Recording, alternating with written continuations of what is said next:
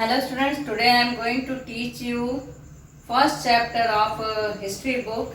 The chapter's name is French Revolution of class 9. French Revolution world history में बहुत मायने रखता है. रिवॉल्यूशन का क्या मतलब है आप लोग जानते ही होंगे. और ये रिवॉल्यूशन हुआ था फ्रांस में, लेकिन पूरे वर्ल्ड को इसने एक मैसेज दिया. इसीलिए फ्रेंच रिवॉल्यूशन को हिस्ट्री में पहले चैप्टर में रखा गया है ताकि हम लोग वर्ल्ड हिस्ट्री पढ़ने से पहले फ्रेंच रिवॉल्यूशन के बारे में जान जाए और इसका क्या योगदान रहा वर्ल्ड हिस्ट्री में ये भी जानेंगे. तो आज के चैप्टर में हम फ्रेंच रिवॉल्यूशन का सिर्फ इंट्रोडक्शन पढ़ेंगे, क्योंकि जैसे फिल्म का ट्रेलर होता है ना, उसी तरह से यहाँ हमारे एनसीईआरटी बुक में एक इवेंट से फ्रेंच रिवॉल्यूशन चैप्टर को शुरू किया गया है. तो इस इवेंट को जैसे एक्सप्लेन करेंगे तो आपको कुछ समझ में आएगा फ्रेंच रिवॉल्यूशन के बारे में. उसके बाद हम लोग चैप्टर में आगे बढ़ेंगे. तो ये इवेंट क्या है? Event on the morning of 14 जुलाई 1789. 14 जुलाई 1789 का यह इवेंट है. उस दिन क्या हुआ? कुछ ऐसा हुआ जिसके वजह से फ्रांस में रिवॉल्यूशन की शुरुआत हुई. तो क्या हुआ था कि the city of Paris was in A state of alarm. जो फ्रांस के राजा थे लुइस 16, उन्होंने अपने ट्रूप्स को ऑर्डर दिया था, सैनिकों को, कि आप पेरिस में मूव करते रहिए. कुछ ऐसी बात हुई थी कि उन्हें करना पड़ा था. इसके बारे में आगे हम लोग चैप्टर में पढ़ेंगे. लेकिन पेरिस में जो सैनिक मूव कर रहे थे, राजा की तरफ से ऑर्डर मिला था उनको. तो इसका असर हुआ लोगों पर. लोगों को लगा कि ये राजा ने सैनिक क्यों भेजा है भाई, तो हो सकता है हमारे ऊपर अटैक करने आ रहे हो, हमें मारने आ रहे हो. तो एक तरह का र्यूमर फैल गया सिटी में. rumors spread that they have come to kill or set up on fire on them. तो इस तरह का र्यूमर था लोगों के बीच में. आम जनता जो थी डर गई थी. तो उन्होंने डिसाइड किया कि क्यों ना हम सब मिलकर इकट्ठा होकर के हम ही लोग उस पर अटैक कर दें और सैनिकों से अपना बचाव करें. तो उन्होंने डिसाइड किया कि हम लोग सब इकट्ठे होते हैं और उसके बाद सैनिक की तरह हम लोग फाइट करेंगे उन सैनिकों से जिसको राजा ने ऑर्डर दिया है हमारे ऊपर अटैक करने के लिए. लेकिन ऐसा कुछ नहीं था, ये बस एक र्यूमर था. तो around 7,000 main and women gathered in front of town hall. Town hall जो था उसके सामने 7,000 के करीब मेन और वुमेन इकट्ठा हो गए. They broke into a number of government buildings in search of arms. अब उनको सैनिकों की तरह अपने आप को सैनिक के रूप में ढालना था. उनको सैनिकों से फाइट करने के लिए उनके पास वेपन्स भी होने चाहिए थे, हथियार होने चाहिए थे. तो आर्म्स के सर्च में वो क्या कर दिए, गवर्नमेंट्स की, राजा के जो कई बिल्डिंग्स थे जहाँ पे हथियार मिलने की संभावना थी, वहाँ पे उन्होंने अटैक कर दिया मिलकर. करीब 7,000 लोग थे जिन्होंने अटैक किया और बहुत सारे बिल्डिंग्स को उन्होंने अटैक किया.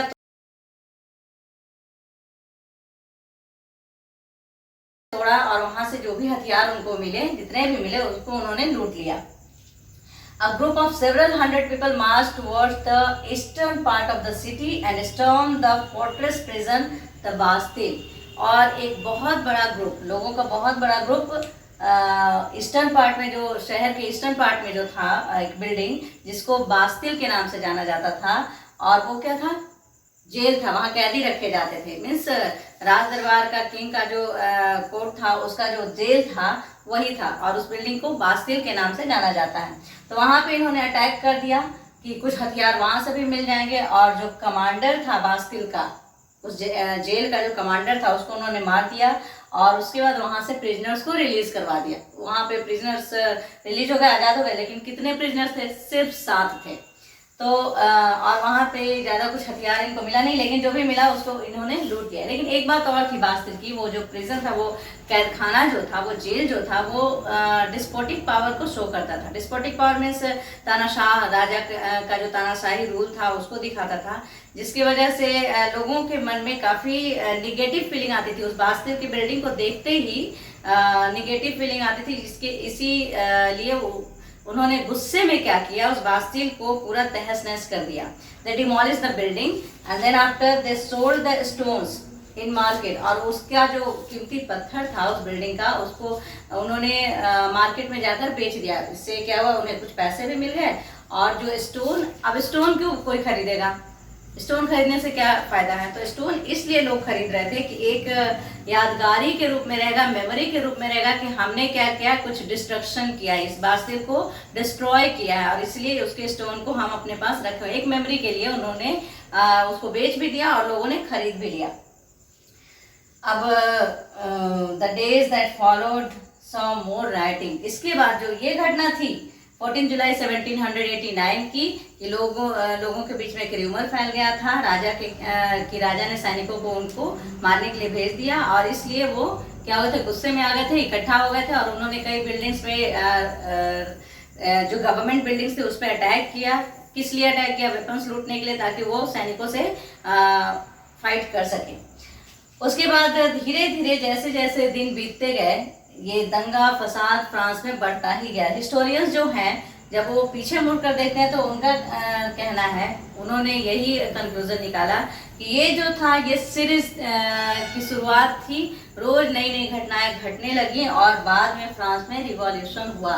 तो ये सारी चीजें जो थी स्टार्टिंग थी। कभी ब्रेड के लिए भी वो लोग लंबी कतारों में खड़े रहते थे, आम जनता जो थी वो कतारों में खड़ी रहती थी और उसके बाद उसके लिए भी कई बार दंगे हो जाते थे, ब्रेड को लूट लिया जाता था शॉप्स पर से।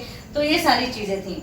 Much later when historians looked back, तो हिस्टोरियंस ने जब पीछे देखा तो उन्हें लगा कि they saw the beginning of chain of events that ultimately led to the execution of the king in France. और लास्ट में यही हुआ, ये सारे जो इवेंट्स चेन के रूप में सामने आ रहे थे, इसका अंत यही हुआ कि फ्रांस में राजा को एग्जीक्यूट कर दिया गया, उसे सजा दी गई।